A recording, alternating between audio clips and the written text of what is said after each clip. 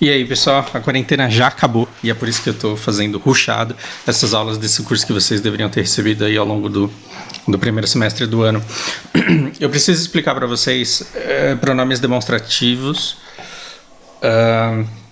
E aí eu pensei, eu passo pelo livro, porque no vídeo anterior eu passei pelo livro e eu achei o negócio muito chato. E eu decidi não passar pelo livro, eternizar a voz de bebê da Lana aqui no fundo, que ela vai assistir isso daqui quando ela crescer. E aí é isso que eu joguei no Google Imagens, pronomes demonstrativos. E aí apareceu até em japonês aqui, cara. Apareceu em japonês, e aí eu falei, cara, eu acho que se eu explicar isso daqui usando o japonês, vai ser mais fácil de explicar o inglês do que se eu simplesmente partir do nada. O que vai tornar essa aula inédita e bastante interessante. Veja, a internet, ela já te ajuda demais, porque ela já mostra, this is an apple, isso é uma laranja, aquilo é uma laranja, estas são e aquelas são. Então você já descobre que os demonstrativos, isso daqui é isto e aquilo. Se comporta aí, bebê. Não, fica aí. Vocês preferem ter aula com a bebê ou não terem aula geral assim? Então tolerem aí. Eu não vou expulsar as crianças, as meninas do quarto. Veja, dei uma olhada nisso daqui que eu digitei depois que eu vi esse desenho aqui, que eu achei super interessante. Vamos recapitular o que a gente viu na aula anterior, o que é primeira, segunda e terceira pessoa. Primeira pessoa é eu, é quem fala. Segunda pessoa é quem escuta, é com quem você está falando. E terceira pessoa é o assunto da fofoca. A gente vai falar da vida da Lana aqui. Perceba, em português a gente tem um excesso, talvez desnecessário, de pronomes. Na verdade não. Eu já pensei desse jeito e hoje eu acho que o idioma português ele é muito mais rico, no sentido de te oferecer muito mais recursos, coisa que o inglês, no caso, não tem. Vamos ver isso daqui? Quando eu quero falar sobre uma maçã e eu quero dizer maçã, eu tenho o recurso de dizer esta maçã, este livro, estas maçãs, estes livros. Quando está perto da segunda pessoa, eu digo esse livro aí com você.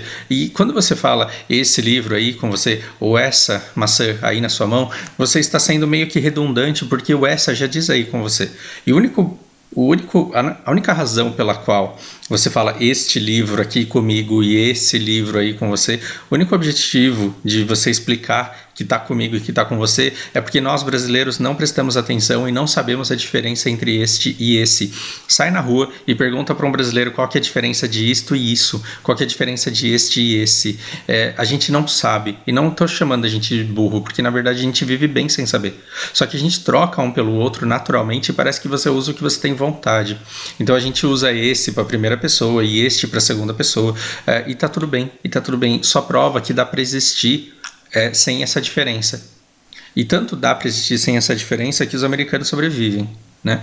Em japonês a gente tem uma coisa muito parecida com o que a gente tem. Qual que é a diferença de este e isto? Este você diz o que é, este livro, esta roupa, este carro.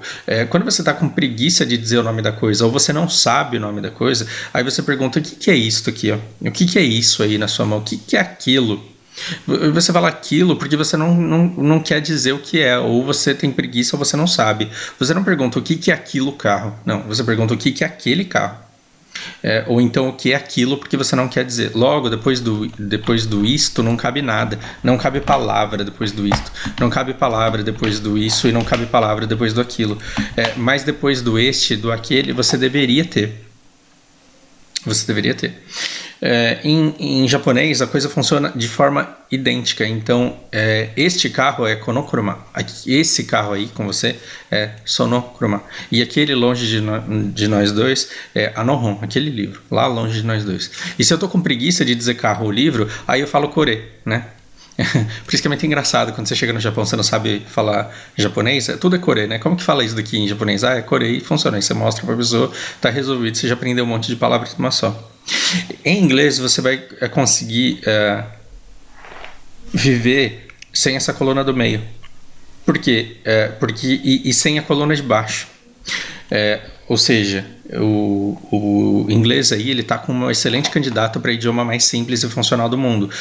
Por quê? Porque this ele vale tanto para this book, this car, this time, this company, this whatever, this qualquer coisa, ou então simplesmente this. E aí você fala this e this significa isto, então você pode parar por ali.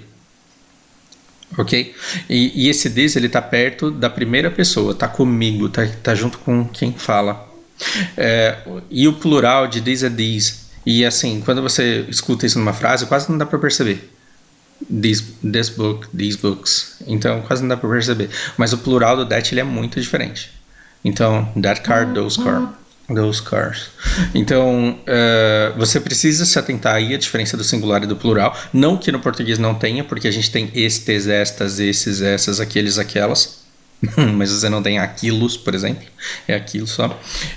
E em inglês você tem essa diferença, mas você não tem a diferença entre a segunda e a terceira pessoa. Ou seja, diferente do japonês que tem sono e ano, que tem sore e are, diferente do português que tem esse e aquele, que tem isso e aquilo, no inglês tanto faz se está junto com a pessoa que está escutando ou se está longe dos dois. Então, se eu falo that book, pode ser tanto o livro que está com a pessoa que escuta ou o livro longe da pessoa que fala e da pessoa que escuta. E, além de tudo, pode ser passado também. Sim, pode ser passado. Porque este e aquele, isso daqui, a gente fala sobre o presente. E aquele é passado. E o futuro? O futuro é o... Então, por exemplo, quando eu falo este filme tá chato, é o filme que eu estou assistindo agora, porque aquele que era legal, aquele que tá lá no passado, que eu assisti a semana passada. E o filme da semana que vem vai ser muito mais interessante, o filme vai ser bom. O filme vai ser bom e é futuro. Mas esse futuro não nos importa.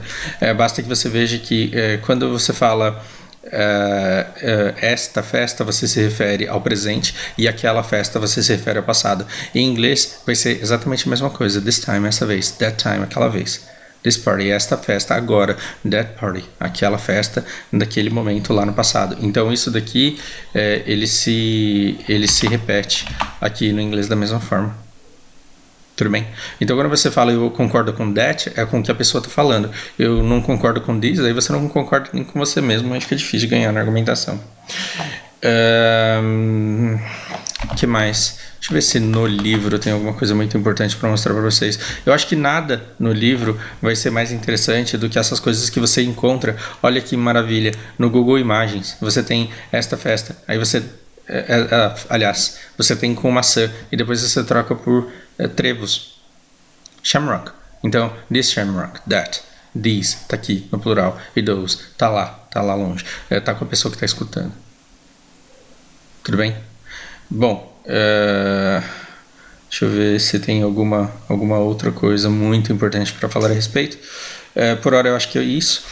Se você colocar no Google, não em imagens, mas se você colocar Demonstrative Pronouns Exercises, o Google vai te presenciar com um monte de gente que teve a maravilhosa ideia de fazer listas com desenhos fofinhos, bonitinhos, para você completar com this e com that, e geralmente eles vêm com respostas.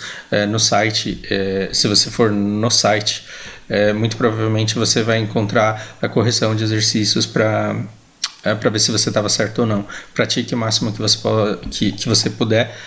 Quando você vai para uma academia de karatê, você fica dando soco 300 vezes.